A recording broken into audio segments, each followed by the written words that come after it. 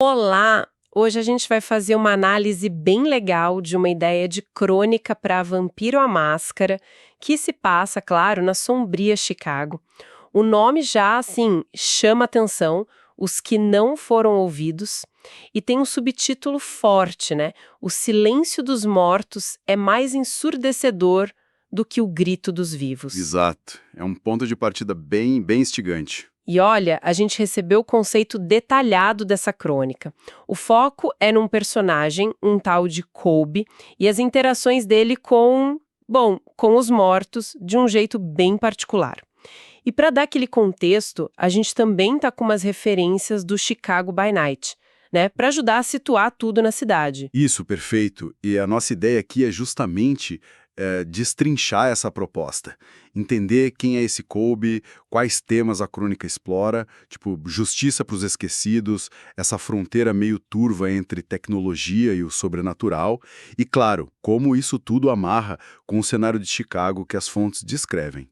O pilar central já diz muito, né? Nem tudo cadáver é um fim. Sugere uma coisa bem diferente sobre a morte. Com certeza. E essa ideia do Colby ter um pacto quase pessoal com vítimas não identificadas, essa promessa de ouvi-las, isso, nossa, abre um leque de possibilidades narrativas e até éticas, né, dentro do jogo. Vamos investigar isso melhor. Vamos lá. Bom, a história começa num lugar que já dá o tom. Um necrotério abandonado lá em Pilsen, um distrito de Chicago. É nesse cenário que o Colby, o nosso protagonista, recebe uma ligação meio por baixo dos panos. Um aviso sobre uns corpos que chegaram. E aí o mistério já se instala, né? Porque chega um lote de corpos sem identificação nenhuma, nada de certidão de óbito, sem histórico médico, sem nome. A única coisa que eles têm em comum, além das etiquetas rasgadas, é uma marca bem esquisita. Um corte tipo ritualístico, no meio do externo. Isso, pro Colby, é o gatilho. Ativa o que a crônica chama de ligação humana dele. Essa ligação humana, pelo que eu entendi aqui do material, não é bem um poder formal, tipo uma disciplina, né? É mais um vínculo, quase uma empatia forçada que ele tem com o sofrimento desses mortos anônimos. É a base da promessa dele de ouvir quem foi esquecido. Faz sentido, né? Sendo um Hecata ligado à morte, mas essa abordagem é bem dele. Exatamente. É uma visão bem particular dessa conexão Hecata. O material descreve o clima no necrotério como pesado, tenso, e aí entra a tecnologia. O Colby usa sensores de IA, que ele mesmo parece adaptou, e esses sensores detectam picos do que chamam de ressonância melancólica, tipo um eco emocional dos mortos, imagino eu, e também alta frequência espiritual, IMF. Ah, o IMF, clássico. Pois é. Ele sente que tem algo ali, sabe? Uma mensagem presa naqueles corpos. E é interessante que as fontes sobre Chicago mencionam Pilsen como um lugar meio propenso a eventos espirituais. Então a escolha do local não foi à toa. Amarra bem com o cenário. Tá, então ele sente isso no necrotério, e aí ele sai do físico e vai pro digital. Aqui a coisa fica bem diferente do usual de vampiro, eu acho. Fica mesmo. Ele pega os dados vitais que coletou desses corpos, sabe-se lá como, talvez leituras biométricas avançadas, e leva para esse lugar que a crônica chama de refúgio digital. Basicamente uma sala de servidores que é o esconderijo dele. Um Hecata com uma sala de servidores como refúgio já é uma imagem, né? Totalmente. E é nesse ambiente super tecnológico que ele faz a descoberta principal da crônica. Ele encontra resíduos de consciência navegando ali nos pacotes de dados. Olha que loucura. Não são fantasmas no sentido clássico, sabe? São fragmentos de linguagem, vozes sem corpo, perdidas em espectros binários. Frases soltas tipo, eu fui silenciado, ou, mãe, estou aqui, até, eu sabia demais. Isso tudo saindo do código. Nossa, isso é muito legal, porque não são só ecos aleatórios, né? O material fala que essas vozes no código têm padrões lógicos, quase como mensagens criptografadas. A sugestão é que talvez alguém tenha usado essas consciências como se fossem pendrives de alma, para traficar informação proibida. Que ideia perturbadora e genial ao mesmo tempo.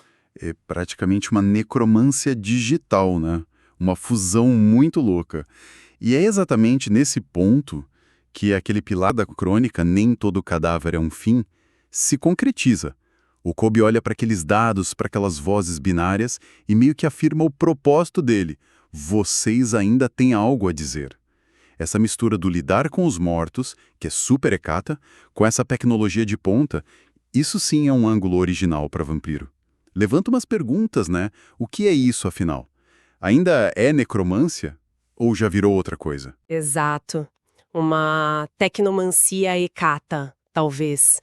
E para seguir com isso, para realmente dar voz a essas consciências digitais, ele não pode simplesmente fazer, ele precisa lidar com a burocracia, ou melhor, a política do clã. Ele tem que pedir permissão para o Hecata. Isso. Ele marca uma reunião com uma figura importante lá dentro, Priscila Della Noce, que é descrita como meio cética em relação aos métodos dele. Uma crítica interna. E o local do encontro não podia ser mais apropriado. As catacumbas Hecata, que ficam sob o Cemitério Nacional Boêmio. Bem, Hecata. Super atmosférico. E o que ele propõe para ela? Ele chega com a ideia do ritual de animação digital temporária.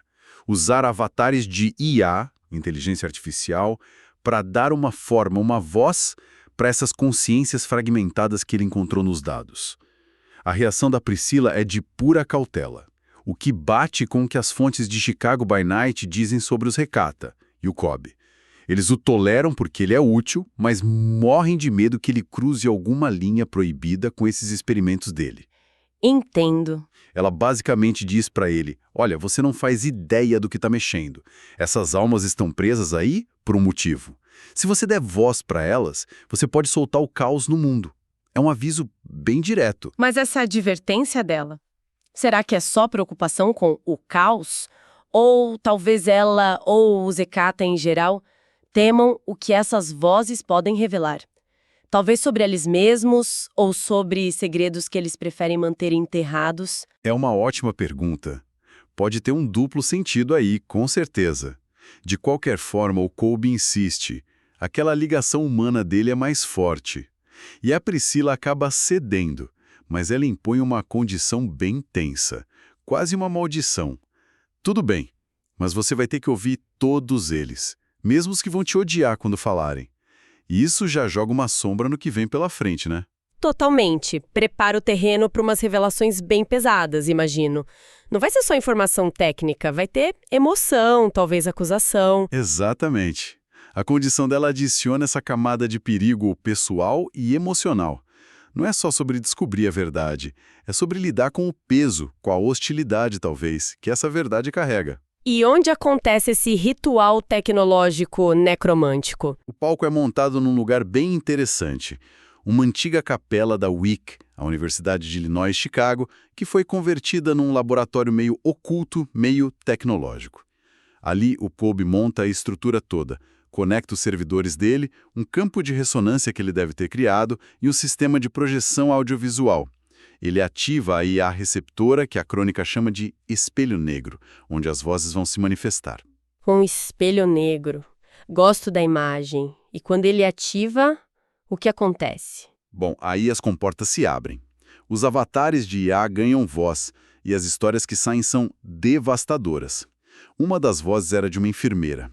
Ela descobriu um esquema gigantesco de colheita ilegal de órgãos rolando em hospitais privados. Nossa Senhora. Outra voz era de um jornalista investigativo, desaparecido há tempos.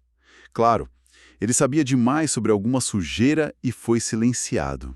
E a mais chocante, talvez, a voz de uma menina de 9 anos, que não tinha nada que estar ali, cuja morte parece totalmente fora de contexto, o que a torna ainda mais perturbadora. Fica óbvio que todos eles foram mortos para calar a boca. E a conexão entre eles se torna clara. Sim, aponta para uma rede de corrupção hospitalar muito bem organizada que mistura gente poderosa, do mundo mortal, com vampiros de alta posição. E o hospital da Universidade de Chicago, aquele mesmo que as fontes de Chicago by Night descrevem como tendo acessos paralelos para canitas e uma ala mortuária automatizada, parece ser o centro de tudo. Dá para imaginar o impacto disso no Kolbe, né? ouvindo tudo isso direto da fonte, das próprias vítimas. Deve ser esmagador. A dor, a culpa. O material menciona isso, né? Que ele sente o peso. Menciona, a crônica fala da dor e da culpa crescendo nele. Mas ele segue em frente. Ele grava tudo, cumpre a promessa que fez lá no necrotério e a condição que a Priscila impôs. Ele ouve todo mundo, integra as histórias deles, garante que não sejam só mais uns números, mas uns corpos não identificados. Aquela frase final do ato, vocês serão lembrados, ouvidos, integrados, dita nesse contexto, tem uma força imensa. Mas é claro que uma descoberta dessas não ia ficar só aí naquela capela laboratório. Isso tem que vazar, tem que ter consequências no mundo lá fora, né? No jogo de poder de Chicago. Exatamente. O Colby não é só um necromante com um bom coração. Ele sabe jogar o jogo, parece. Ele pega partes codificadas desses testemunhos digitais e vaza. Para quem? Para o príncipe de Chicago, o Kevin Jackson, e também, muito estrategicamente, para os Nosferatu, que são os mestres da informação nos esgotos, literalmente. Uma jogada inteligente. Atinge o topo e a base da pirâmide de informação ao mesmo tempo. E quais são as consequências? São rápidas e, como você disse, síslicas. O hospital da Universidade de Chicago entra numa crise institucional braba. Nomes importantes, tanto mortais quanto vampiros ligados ao esquema, começam a cair e o equilíbrio de poder na cidade inteira dá uma balançada. A crônica até detalha como isso afeta a relação do Colby com os outros clãs e faz bastante sentido com o que a gente sabe de Chicago pelo livro de cenário. Vamos ver isso então. Como fica pro clã dele, o Zekatá? Pro Zekatá, a coisa muda um pouco. Apesar daquela desconfiança inicial da Priscila, parece que o clã passa a ter um respeito meio relutante por ele, por essa forma tão peculiar de compaixão necromântica, como a crônica descreve. Eles ainda ficam de olho nele, claro, mas reconhecem que o método dele trouxe resultados. Trouxe poder, talvez. Faz sentido. Ele entregou o que prometeu, mesmo que do jeito torto dele. E pros Ventru? Que provavelmente estavam metidos até o pescoço na corrupção hospitalar. Pros Ventru, a coisa pega fogo. Muitos deles são atingidos indiretamente pela exposição. A reação dentro do clã se divide. Alguns passam a odiar o Colby com todas as forças, outros veem o potencial dele e querem tentar controlá-lo. Isso bate certinho com o que as fontes dizem. Os Ventru valorizam a expertise médica, a manipulação de dados que o Colby parece ter, mas agora eles têm medo desse cara que eles não conseguem controlar direito. Ele virou um ativo perigoso para eles. Uma faca de dois gumes, como se diz. Exato. Já os Nosferatu, que receberam parte dos dados... Esses devem ter adorado a confusão. Pois é. Eles veem o Colby como um disruptor silencioso. Alguém que mexe nas estruturas de poder sem fazer muito alarde, o que é valioso para eles. Um aliado instável, talvez, mas potencialmente muito útil na guerra de informações que eles travam. Uma aliança de conveniência ali é quase certa. Típico Nosferatu. E os Tremere? Como eles reagem a essa necromancia digital? Os Tremere, sempre ciosos dos seus segredos e rituais, ficam com o pé atrás, muito atrás talvez. Eles veem essa necromancia digital do Colby com desconfiança. É um método alternativo que foge ao controle e ao paradigma deles. Encaram como uma prática rival, quem sabe até uma ameaça para suas formas mais, digamos, convencionais de lidar com o oculto e a informação. Entendi. Então, essa ação do Colby de dar voz aos mortos literalmente reconfigura o tabuleiro político de Chicago. Mostra como uma ação focada nos esquecidos pode abalar as estruturas dos poderosos, sejam eles vivos ou, não vivos. Precisamente. E mesmo depois de toda essa reviravolta, a crônica não termina com "e viveram felizes para sempre" ou algo assim. Termina com uma nota meio assombrosa, que sugere que a missão do Colby está longe de acabar. Os mortos continuam falando. Uau! Deixa a porta aberta para muita coisa. Totalmente. É um final que reforça a ideia de que o trabalho dele é contínuo. Talvez seja impossível silenciar todas as vozes, consertar todas as injustiças.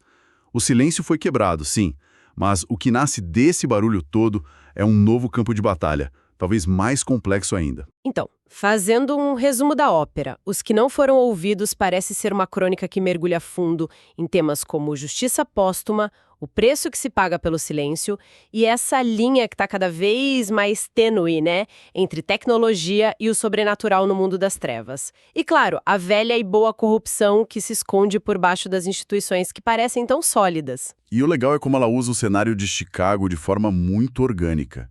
As fontes pintam Chicago como essa cidade meio falsa, sabe? Uma mentira construída sobre cinzas, onde os Ventrui controlam as estruturas visíveis, mantendo uma fachada de ordem e modernidade. O Kobe, com esses métodos dele que misturam o último grito da tecnologia com uma empatia quase ritualística pelos mortos, ele funciona como uma rachadura nessa fachada. Ele expõe a podridão por baixo. E ele ancora a história em locais-chave que são mencionados nas fontes, né? O necrotério em Pilsen, o hospital da universidade. Isso dá uma sensação de lugar, de que a história acontece em Chicago mesmo. E as interações dele com os clãs refletem as tensões políticas que o livro Chicago by Night já apresentava. Não é só uma história de fantasma high-tech, é uma história política de vampiro. Sem dúvida, e para mim o ponto mais fascinante é essa abordagem da necromancia. Não são os fantasmas clássicos, etéreos, são fragmentos de consciência presos em dados, animados por inteligência artificial. É uma visão muito século XXI, quase um cyberpunk gótico do que significa memória, do que pode ser a consciência depois da morte e do próprio ato de ouvir os mortos. É perturbador pra caramba e abre um potencial enorme para explorar o horror de formas novas dentro do jogo. Concordo plenamente. Então, fechando nossa análise, Os que não foram ouvidos nos apresenta esse Kobe, um recata bem fora da curva, que usa a tecnologia de ponta como se fosse uma ferramenta necromântica para cumprir um pacto muito pessoal com os mortos esquecidos. E nessa jornada, ele acaba tropeçando numa conspiração enorme que abala tanto o mundo mortal quanto o mundo vampírico de Chicago, mudando o jogo para todo mundo. O que nos deixa com aquela pulga atrás da orelha, né? Uma reflexão final que a própria crônica parece sugerir. Ao usar inteligência artificial para dar voz a esses ecos de consciência, será que o Kobe está só revelando verdades do passado? Ou será que ele está, talvez sem querer, criando algo novo ali? Como assim? O que acontece se essas vozes no código começarem a ter algum tipo de agência própria? Se elas começarem a evoluir para além das memórias originais que carregavam? Será que elas poderiam se tornar entidades digitais independentes? Talvez? Incontroláveis? Nossa, será que o silêncio que o Colby quebrou vai dar lugar a um tipo diferente de barulho? Um ruído digital. Talvez ainda mais perigoso do que o silêncio original? Que pergunta inquietante para a gente fechar essa nossa exploração de hoje. Realmente dá o que pensar.